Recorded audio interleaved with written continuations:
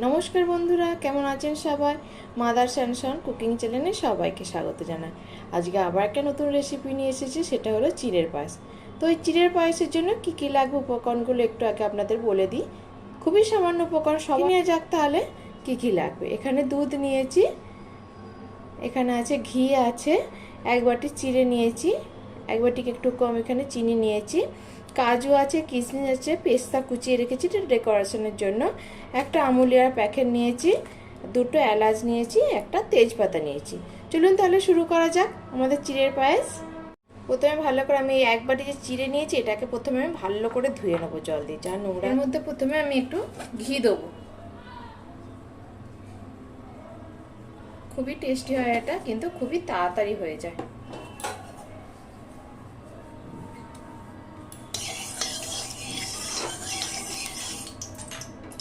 এই যে নিয়েছি কাজু আর কিশমিশ, এগুলোকে আমি প্রথমে একটু হালকা করে ভেজে নেব।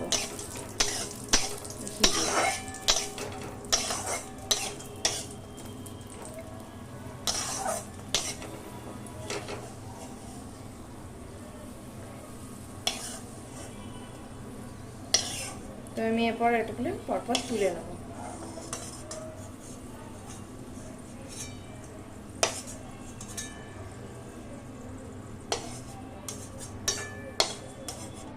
তারপরে আমি চিড়েটাকে খুব ভালো করে পরিষ্কার করে ধুয়ে নিয়েছি, এটা দিয়ে দেবো।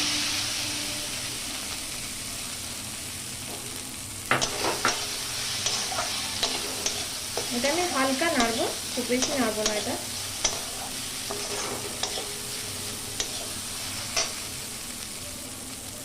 দেখুন হালকা ভেজে নিয়েছি, একটা খুব সুন্দর গন্ধ বেরিয়েছে। এরপর আমি এর মধ্যে যে দুধটা নিয়েছি পরিমাণ মতো কিছুটা দুধ দিয়ে দেবো।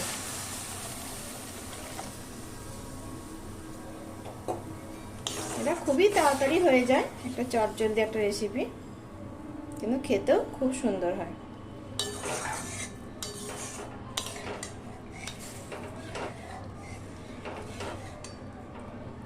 আরো কিছুটা আমার দুধ লাগবে,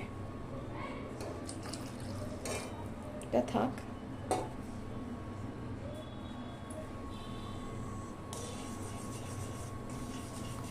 একটু গরম হয়ে যায়, এরপর আমি আমুলিয়ার, দেখুন দুধটা ফুটছে, এরপর আমি আমুলিয়ার প্যাকেটটা দিয়ে দেবো।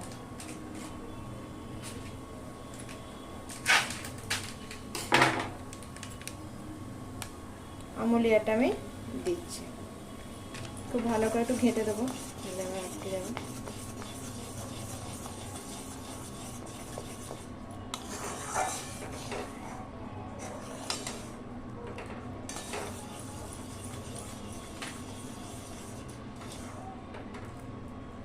খুব বেশিক্ষণ লাগে না, চিড়ে তো খুব তাড়াতাড়ি এটা সেদ্ধ হয়ে যাবে।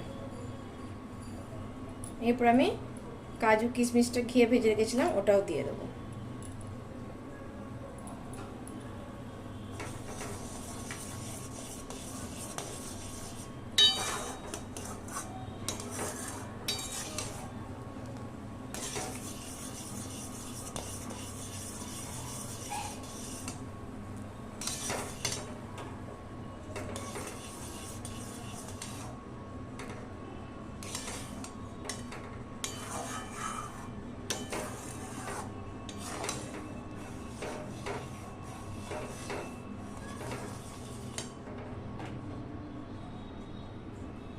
এরপর আমি কিছুটা পরিমাণ চিনি দিয়ে দেবো, আর লাগবে না।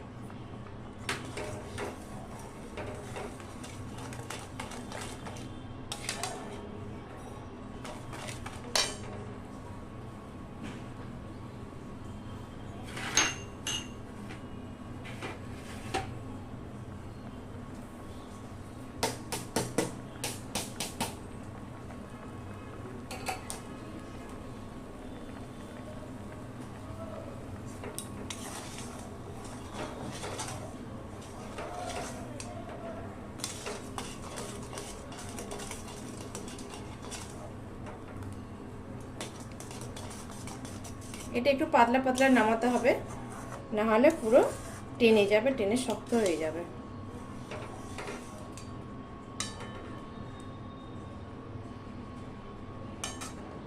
এটা আরেকটু ফুটে যাক।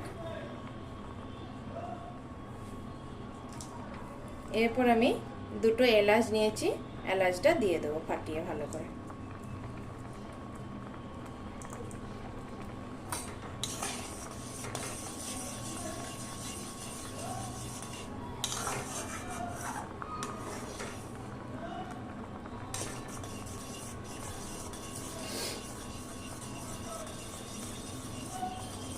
দেখুন আমার হয়ে গেছে।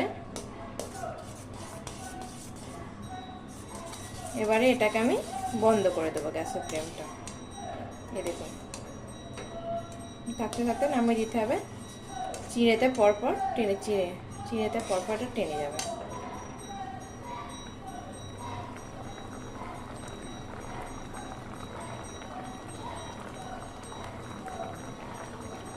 তো আমি গ্যাসের ফ্লেমটা এবারে বন্ধ করে দিলাম। আমার হয়ে গেছে চিড়ের পায়েস।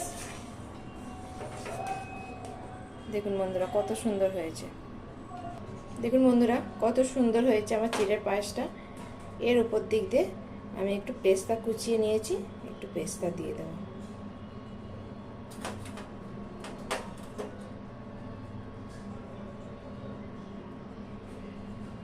দেখুন কত সুন্দর লাগছে চিড়ের পায়েসটা। তো যদি এই রেসিপিটা আপনাদের ভালো লাগে থাকে তাহলে একটা লাইক এবং একটা শেয়ার এবং আমার চ্যানেলটিকে সাবস্ক্রাইব করে দেবেন। ধন্যবাদ বন্ধুরা।